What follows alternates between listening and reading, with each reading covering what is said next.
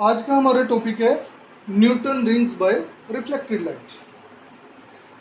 Newton rings दो तरह से प्रोड्यूस होते हैं, एक रिफ्लेक्टेड लाइट से, रिफ्लेक्टेड सिस्टम जिसको बोलते हैं, एक ट्रांसमिटेड सिस्टम। दोनों में हमारे पास कंसेंट्रिक रिंग्स प्रोड्यूस हो रहे हैं, कंसेंट्रिक रिंग्स जिनका सेंटर सेम है।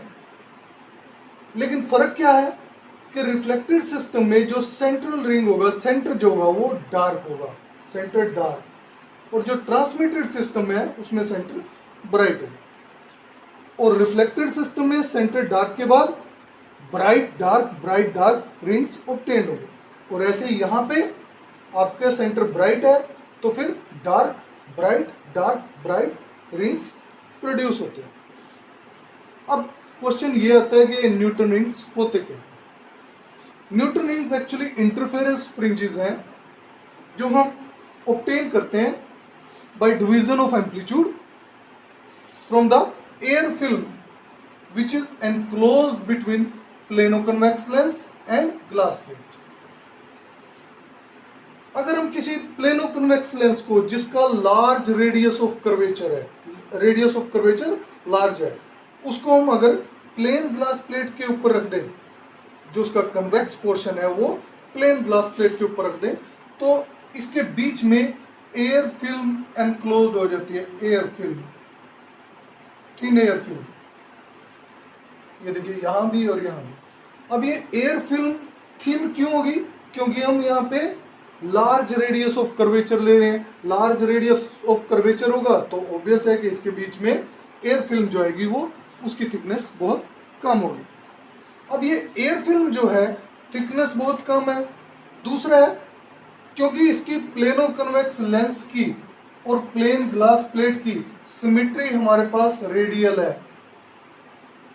रेडियल सिमेट्री है, सर्कुलर सिमेट्री है, तो इसकी वजह से हमारे पास जो एयर फिल्म होगी उसकी भी सिमेट्री रेडियल होगी, उसकी भी सिमेट्री रेडियल होगी। तो सपोज करो मैं यहाँ पे कोई थिकनेस लेता हूँ, ये थिकनेस यहाँ पे टी है, तो ये टी थिकनेस हमारी यहां भी होगी और जितनी भी रेडियल सिमेट्री मैंने आपको बताई, जितनी भी डायरेक्शन है वहां पे ये थिकनेस टी होगी। अब इस थिकनेस टी के कोरस्पॉन्डिंग पॉइंट्स ड्रा कर लेता हूं मैं यहाँ पे। सपोज ये पॉइंट्स हैं जो थिकनेस टी के कोरस्पॉन्डिंग है इसमें।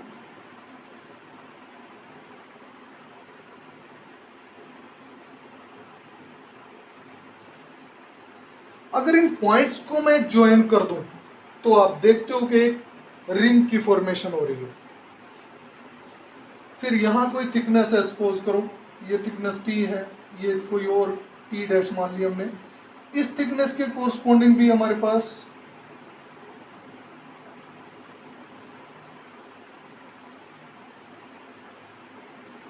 कई सारे पॉइंट्स होंगे। उन सब पॉइंट्स को ज्वाइन करेंगे जब हम, तो फिर से एक हमारे पास रिंग आता है। तो ऐसे ही अलग अलग थिकनेस के कोरस्पॉन्डिंग हमारे पास रिंग्स बनेंगे और जो रिंग्स जो है वो कंसेंट्रिक होंगे और जो पॉइंट ऑफ कॉन्टेक्ट होगा वो उनका सेंटर होगा।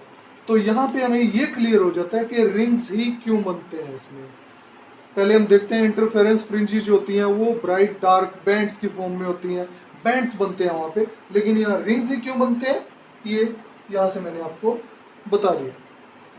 अब जो एयर फिल्म से हमारी रिफ्लेक्ट होके रेज गई या ट्रांसमिट होके रेज गई, उसकी वजह से हमारे पास रिफ्लेक्टेड सिस्टम में फ्रिंजेस आएंगे, रिंग्स बनेंगे, या फिर ट्रांसमिटेड सिस्टम में रिंग्स बनते हैं। अब देखते हैं कि रिफ्लेक्टेड सिस्टम में रिंग्स बनते कैसे हैं।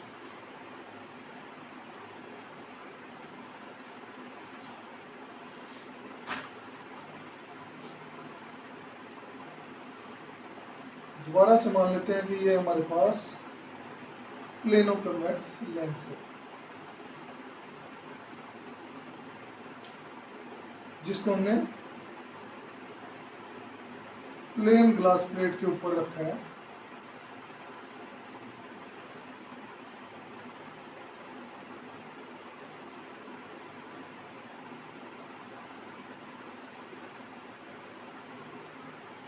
क्योंकि प्लेन ग्लास प्लेट, यहाँ इसका एक पॉइंट ऑफ कांटेक्ट है, सपोज O मान लो। सपोज ये कोई ए भी हमने वेव फ्रंट इंसिडेंट की, कोई रे इंसिडेंट की ए बी पॉइंट पे इंसिडेंट हुई जो प्लेनो कन्वेक्स लेंस के लोअर सरफेस के ऊपर बी पॉइंट पे इंसिडेंट होती है। अब बी पॉइंट से इसका एक पार्ट जो होगा वो रिफ्लेक्ट होगा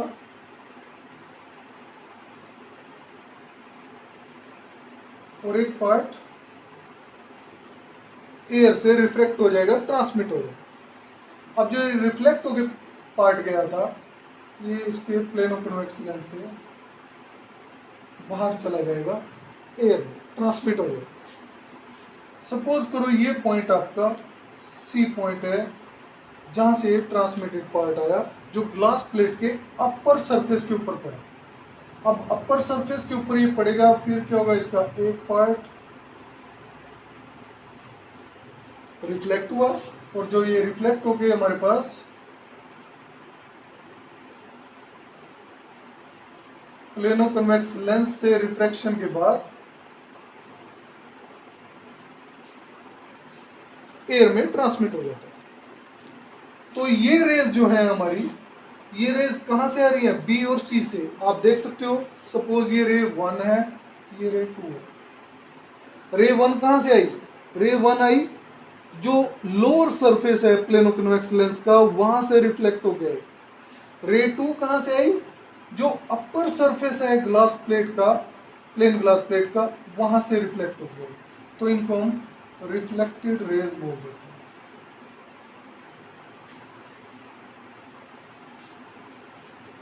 अब सी पॉइंट से एक पार्ट ये रिफ्लेक्ट हुआ था और फिर यहां से हम दिखा देते हैं कि ये ग्लास प्लेट से रिफ्रैक्शन हुई और रिफ्रैक्शन के बाद ये बाहर एयर में ट्रांसमिट हो जाता है। ऐसे ही सपोज ये पॉइंट डी है, डी पॉइंट से एक पार्ट इसका रिफ्लेक्ट हुआ था, ट्रांसमिट हुआ था, दूसरा ये सपोज ये रिफ्लेक्ट हुआ हमारा, रिफ्लेक्ट होने के बाद ये ग्लास प्लेट से पास हो गए एयर में। अब ये जो रेज है हमारे पास, सपोज ये रे नंबर 3 और ये नंबर 4 है, इनको हम ट्रांसमिटेड रेज बोलते हैं।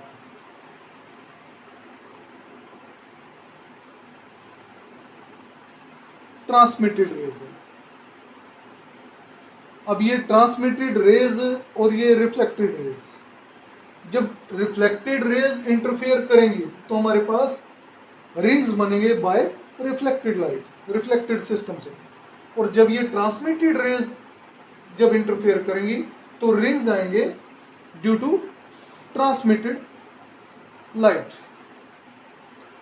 अब इसके लिए पार्ट डिफरेंस, जो रेज रिफ्लेक्टेड रेज है उसमें सेंटर कहाँ बनेगा, आपका सेंटर डार्क होगा, ब्राइट होगा, कौन सी रिंग ब्राइट होगी, वो डिपेंड करेगा। जो ये रेज रिफ्लेक्टेड रेज है इनके बीच में पाथ डिफरेंस कितना है। अब पाथ डिफरेंस हमारा कितना आएगा, सपोज करो ये पाथ डिफरेंस डेल्टा से रिप्रेजेंट करें हम, path difference delta. Path difference delta क्या होता है हमारे पास, वेज शेप फिल्म है ये, वेज शेप फिल्म के केस में 2 mu t cos r plus alpha. अब ये एंगल आर है, एंगल आर जो है, जो बी फिल्म पे रिफ्रैक्ट हो रही है ये रेज एयर फिल्म में, वहां पे angle of refraction. Alpha angle क्या है, अल्फा एंगल आपका ये जो वेज शेप फिल्म बन रही है इसका वेज एंगल है अल्फा। अब मैंने शुरू में ही माना था कि ये इसका रेडियस ऑफ कर्वेचर लार्ज है लेंस का, प्लेनो कन्वेक्स लेंस का, तो इसमें जो एयर फिल्म बनेगी प्लेनो कन्वेक्स लेंस और प्लेन ग्लास प्लेट के बीच में, उसकी थिकनेस बहुत कम होगी। उसकी थिकनेस बहुत कम होगी तो ये एंगल अल्फा जो है बहुत स्मॉल होगा, इसको हम नेग्लेक्ट कर देंगे। अल्फा हमारा नेग्लिजिबल है, इसको नेग्लेक्ट कर देंगे।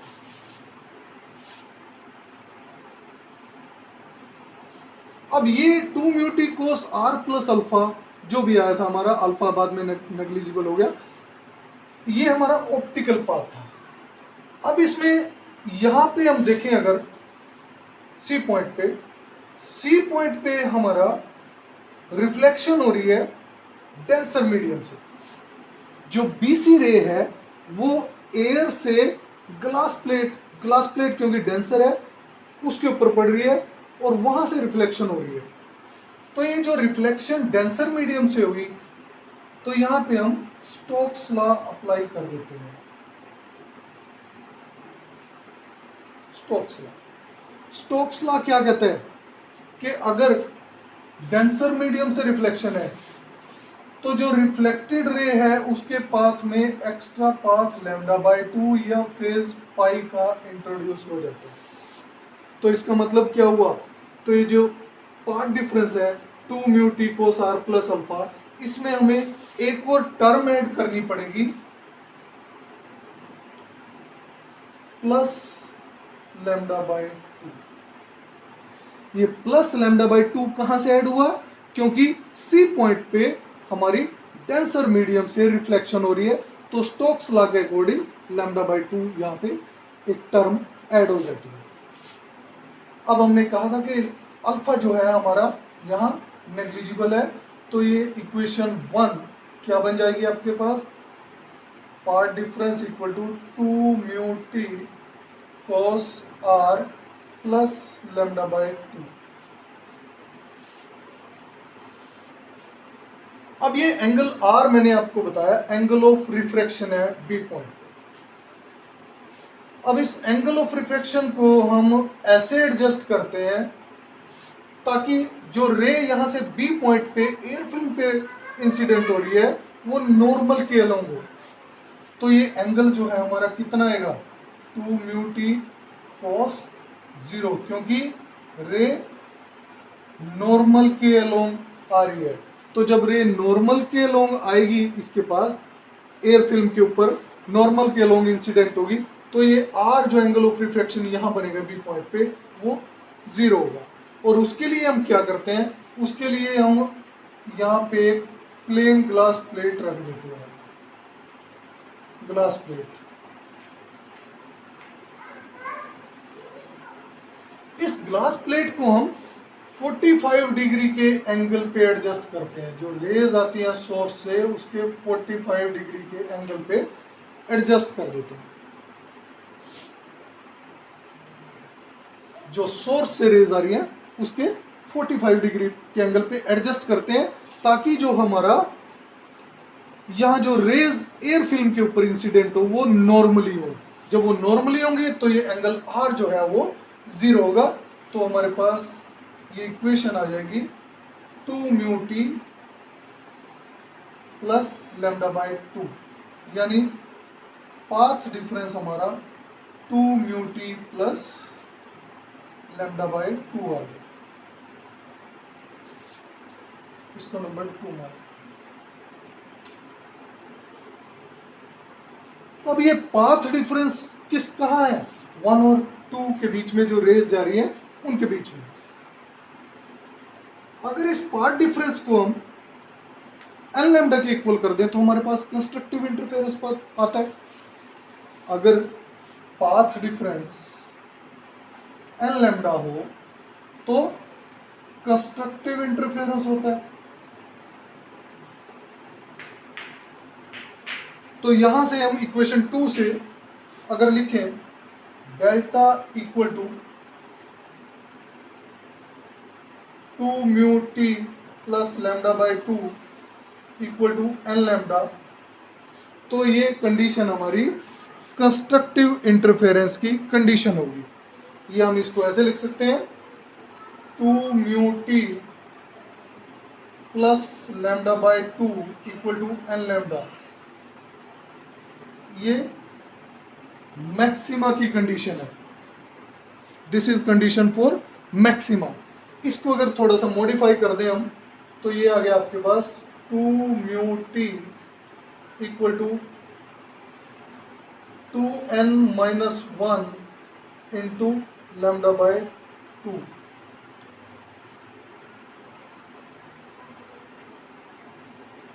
ये λ/2 को आप राइट साइड लेंगे तो ये आपका 2n-1 इंटू λ/2 आ गया। ये क्वेश्चन नंबर 3 है। ये मैक्सिमा की कंडीशन है, कंस्ट्रक्टिव इंटरफेरेंस की कंडीशन है, मैक्सिमा की कंडीशन। अब ऐसे ही अगर ये पाथ डिफरेंस जो इक्वेशन नंबर 2 से हमने शो किया, ये पाथ डिफरेंस 2μt प्लस λ/2, अगर ये आपके पास 2n+1 इंटू λ/2 होता है तो ये हमारे पास डिस्ट्रक्टिव इंटरफेरेंस की कंडीशन होती है। डिस्ट्रक्टिव इंटरफेरेंस की, तो यहां से अगर मैं λ/2 को राइट साइड ले जाता हूं तो हमारे पास कंडीशन आएगी 2μt equal to n lambda,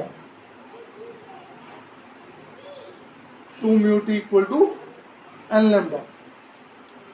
तो ये कंडीशन हमारी मिनिमा की कंडीशन है, मिनिमा की कंडीशन।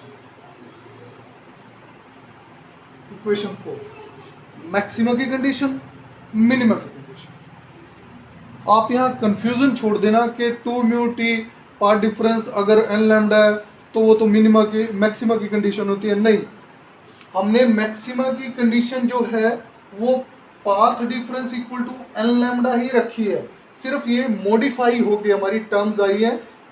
ये मॉडिफाई होके आई 2μt equal to n lambda, minima की कंडीशन, और ये आई आपकी मैक्सिमा की जब एक्स्ट्रा पाथ हमारे पास λ/2 इंट्रोड्यूस हुआ स्टोक्स लॉ की वजह से। अब यहां से ये जो दो इक्वेशंस आई हमारे पास, अगर हम t को एलिमिनेट कर दें, ये t मैक्सिमा और मिनिमा की कंडीशंस में अगर हम t को एलिमिनेट कर दें यहाँ पे, तो हमारे पास रेडियस आ जाएंगे रिंग्स के, ब्राइट रिंग का और डार्क रिंग का रेडियस आ जाता है। उसके लिए क्या करना है हमें, फिर से मैं एक डायग्राम बनाता हूं।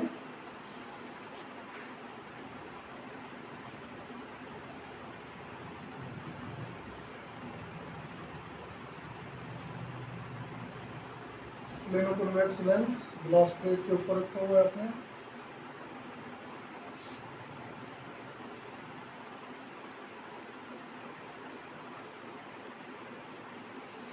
सपोज ये पॉइंट O है आपका पॉइंट ऑफ कॉन्टेक्ट। सपोज ये कोई पॉइंट Q है, इसका ऑप्टिकल सेंटर।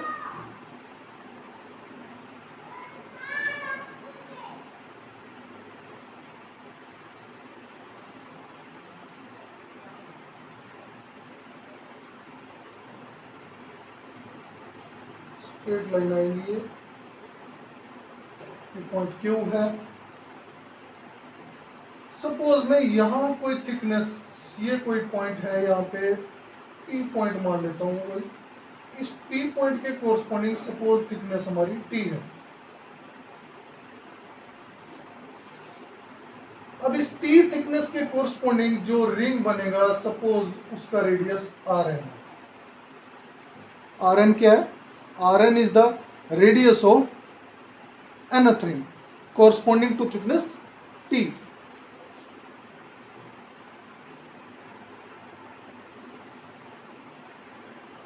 यहाँ भी थिकनेस T हो गई है। सपोज ये पॉइंट H है। अब ये ऑप्टिकल सेंटर है अगर प्लेन ऑफ कन्वेक्स लेंस का, तो ये रेडियस ऑफ कर्वेचर होगा इसका R। यहां से यहां तक ये भी कैपिटल R होगा। अब ये QH कितना बचा? QH will be R minus T। QH will be R minus T। अब आप यहां देख रहे हो triangle,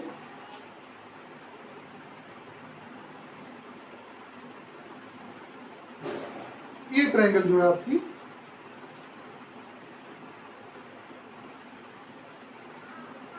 QHP, triangle QHP।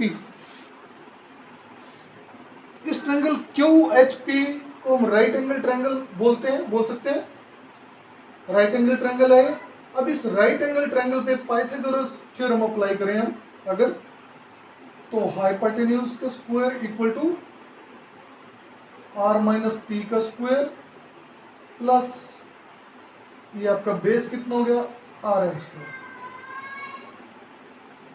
Are square equal to, इसको ओपन कर लेते हैं, r square plus t square minus 2RT plus r n square, r square cancel, t square को हम नेग्लेक्ट कर देंगे, यहाँ पे टी स्क्वायर नेग्लेक्ट कर दिया हमने। नेग्लेक्ट क्यों कर दिया? क्योंकि एयर फिल्म जो यहाँ पे एनक्लोज हो रही है उसकी थिकनेस बहुत कम है, क्योंकि इसका रेडियस ऑफ कर्वेचर बहुत लार्ज है।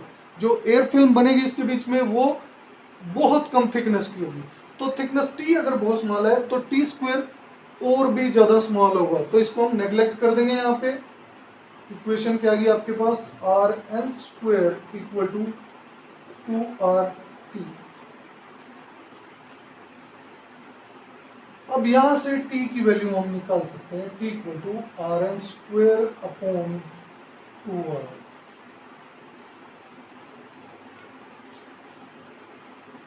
ये इक्वेशन नंबर 5 आपके पास आ जाती है। t की वैल्यू, थिकनेस की वैल्यू निकालिए। अब इस t की वैल्यू को अगर हम इक्वेशन नंबर 3 या इक्वेशन नंबर 4 में पुट कर दें तो हमारे पास रेडियस ऑफ ब्राइट रिंग और रेडियस ऑफ डार्क रिंग आ जाएगा। जब हम इक्वेशन 5 को इक्वेशन 3 में पुट करेंगे तो हमारे पास रेडियस ऑफ ब्राइट रिंग आएगा, और जब इसको इक्वेशन 5 को इक्वेशन 4 में पुट करेंगे तो रेडियस ऑफ डार्क रिंग हमारे पास आ जाता है। अब रेडियस इसका डार्क रिंग का हमें निकालते हैं, पहले पुट करते हैं इक्वेशन 5 को इक्वेशन नंबर 4 में। 2 म्यू, टी की जगह आपने पुट कर दिया r n square upon 2R equal to n lambda. 2 से 2 कैंसिल हो गया, तो ये आपके पास आ गया r n square equal to n lambda r upon mu.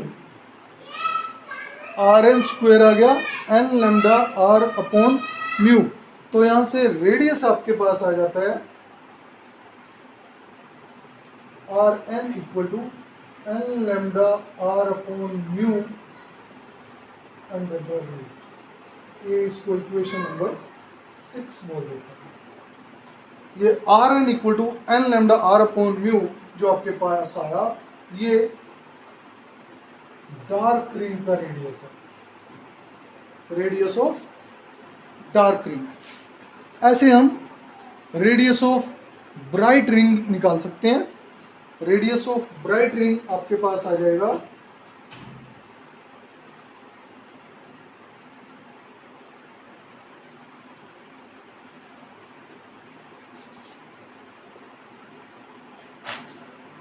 Radius of bright ring आपके पास आ जाएगा जब इक्वेशन नंबर 5 को इक्वेशन नंबर 3 में पुट किया हमने,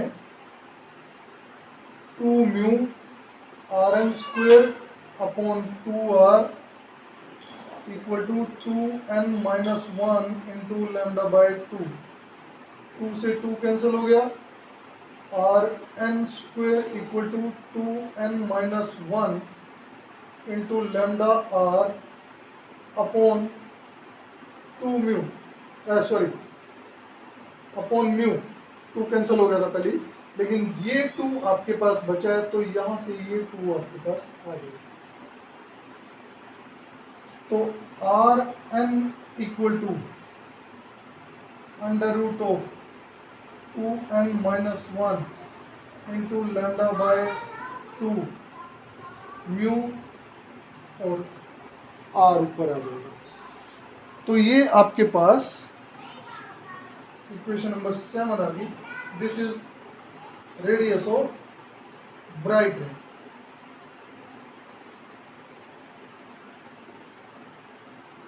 ये रेडियस ऑफ ब्राइट रिंग। तो इक्वेशन 6 से हमारे पास रेडियस ऑफ डार्क रिंग आया और इक्वेशन 7 हमारे पास रेडियस ऑफ ब्राइट रिंग आया। रिफ्लेक्टेड सिस्टम के केस में सेंटर जो है हमारा डार्क होता है। तो देखते हैं सेंटर डार्क क्यों होता है।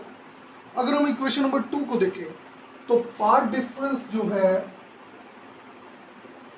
2 mu t plus lambda by 2 है। अब सेंट्रल रिंग के कोरस्पॉन्डिंग जो थिकनेस है एयर फिल्म की वो 0 है, तो T 0 means this term will be 0 plus lambda by 2। अब पाथ डिफरेंस जो हमारा बचा है वो लैम्डा बाय 2 बचा।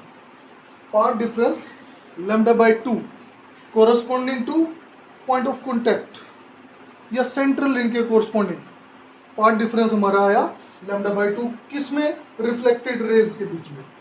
अब पाथ डिफरेंस अगर लैम्डा बाय 2 है तो फेज डिफरेंस कितना होगा? फेज डिफरेंस दोबारा से बता देता हूं मैं, 2 pi by lambda into path difference होता है। लैम्डा से लैम्डा कैंसिल, 2 से 2 कैंसिल, तो पाई हमारा आ गया, फेज डिफरेंस आ गया पाई। अगर फेज डिफरेंस पाई है इसका मतलब जो रेज इंटरफियर कर रही हैं वो आउट ऑफ फेज है। आउट ऑफ फेज मीन्स वो एक दूसरे के एम्पलीट्यूड को कैंसिल कर रही हैं। अगर एक दूसरे का एम्पलीट्यूड कैंसिल हो रहा है तो इंटेंसिटी हमारे पास मिनिमम आएगी, मिनिमम इंटेंसिटी आएगी। दैट्स वाई जो सेंट्रल रिंग होगा वो डार्क होता है। अब क्वेश्चन ये होता है कि अगर हम ट्रांसमिटेड सिस्टम लें वहां पे सेंटर हमारा ब्राइट होता है। ट्रांसमिटेड के केस में जो पाथ डिफरेंस है वो आपके पास आएगा delta equal to 2 mu t cos r plus alpha. जो इक्वेशन नंबर 1 से हमने शो किया था 2 mu t cos r plus alpha plus lambda by 2 reflected के केस में। ट्रांसमिटेड के केस में जो लैम्डा बाय 2 है फैक्टर, ऐसा कोई फैक्टर यहाँ नहीं होता, क्योंकि यहाँ पे जो ट्रांसमिटेड रेज जा रही हैं इनमें कोई भी रे जो डेंसर मीडियम से रिफ्लेक्ट नहीं हो पा रही है, तो स्टोक्स लॉ अप्लाई नहीं होगा। इसका मतलब हमारे पास पाथ डिफरेंस ये बचेगा। तो ये पाथ डिफरेंस हमारा हो जाएगा 2 म्यू टी, आर 0 हो जाएगा, अल्फा नेग्लिजिबल है तो path difference will be 2 mu T. तो अगर ये पाथ डिफरेंस 2 म्यू टी अगर एन लैम्डा है तो हमारे पास मैक्सिमा की कंडीशन आएगी, और अगर 2 mu t equal to 2n minus 1 into lambda by 2 है तो मिनिमा की कंडीशन होगी, मिनिमम। ये कंस्ट्रक्टिव इंटरफेरेंस, ये डिस्ट्रक्टिव इंटरफेरेंस। अगर इन दो इक्वेशंस को हम कंपेयर करें इक्वेशन नंबर 3 और इक्वेशन नंबर 4 से, तो हम यहाँ पे देखेंगे ये कि एग्जैक्टली इंटरचेंज हो रही है। ये इक्वेशन ट्रांसमिटेड के केस में जो मैक्सिमा की है, रिफ्लेक्टेड के केस में वो मिनिमा की कंडीशन है, और जो ट्रांसमिटेड के केस में हमारी मिनिमा की कंडीशन है, रिफ्लेक्टेड के केस में वो मैक्सिमा की कंडीशन। तो जो यहाँ कंडीशंस हैं वो टोटली इंटरचेंज हो रही है, एग्जैक्टली इंटरचेंज हो रही है।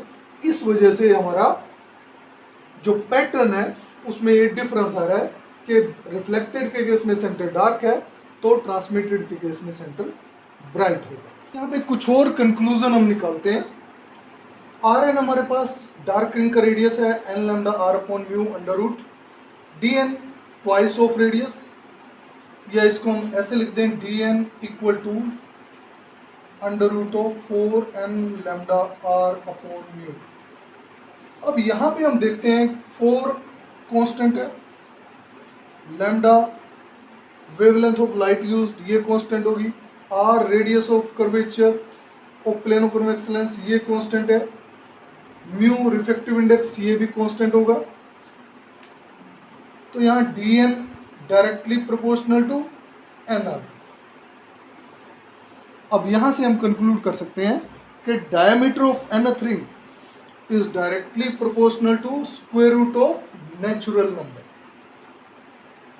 एक और कंक्लूजन हम यहाँ से ड्रा करेंगे कि जैसे जैसे हम सेंटर से दूर करें जाएंगे, जैसे जैसे रेडियस बढ़ता जाएगा, रिंग्स पास पास आते जाएंगे, रिंग्स बिकम्स नैरोअर, क्लोज आते जाते। तो उसके लिए क्या करना हमें, यहीं से लेंगे हम रेडियस डार्क रिंग का n lambda r upon mu under the root, diameter हो गया आपका twice n lambda r upon mu under root. तो यहां से d1 will be equal to twice lambda r upon mu, d2 twice 2 lambda r upon mu, या इसको हम लिख सकते हैं ट्वाइस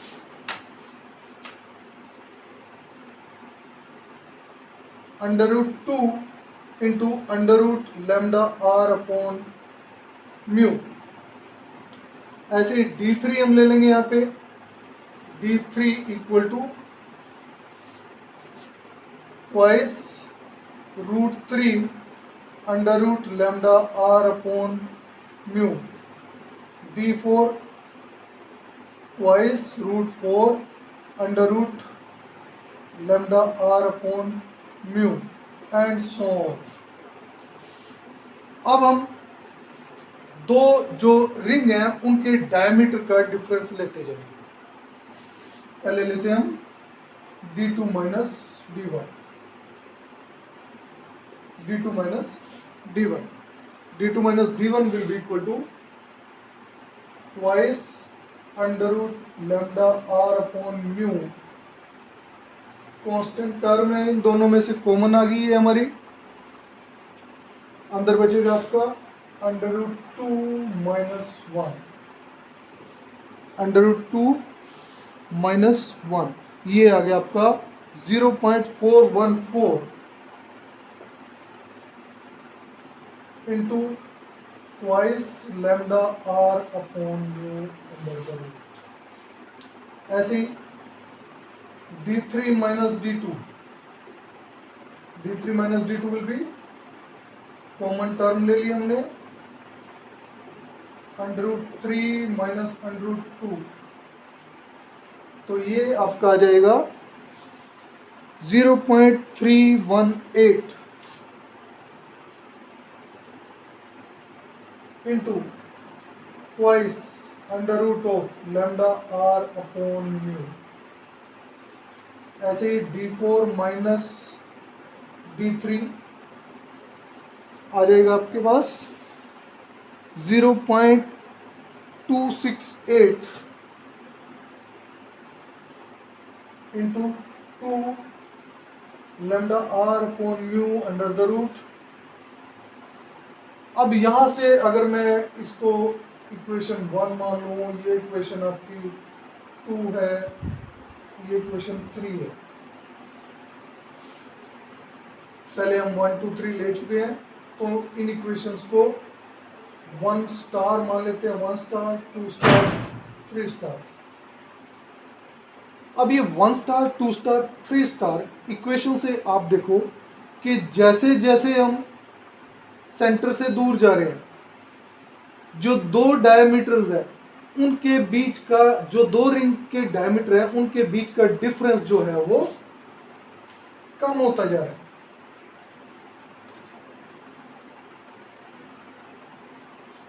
जैसे जैसे हम दूर जा रहे हैं सेंटर से, ये दूर जाते जा रहे हैं, तो जो दो रिंग के डायमीटर है उनका डिफरेंस पहले दो का ज़्यादा है, उसके बाद का कम है, उसके बाद फिर और कम है। तो जैसे जैसे हम सेंटर से दूर जा रहे हैं, जो दो रिंग का डायमीटर है उनका डिफरेंस कम होता जाता है और कम होता जाएगा।